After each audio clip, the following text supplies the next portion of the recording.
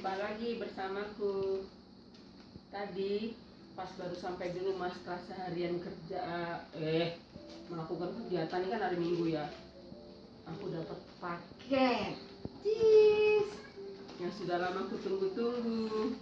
Nih, mantap. Ternyata beli online itu mantap.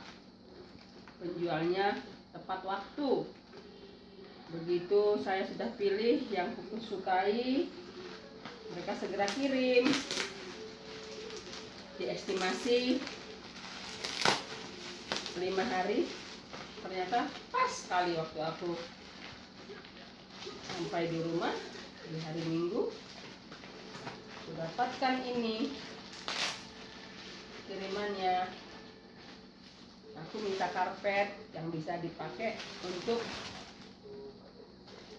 nonton TV sambil santai. Ini dia, cantik. Nih ditempelin, aku pilih ditempelin langsung, jadi tidak salah. Yang dikirim adalah memang betul pilihanku. Dari Pekanbaru loh kawan-kawan. Lumayan kan? Terima kasih.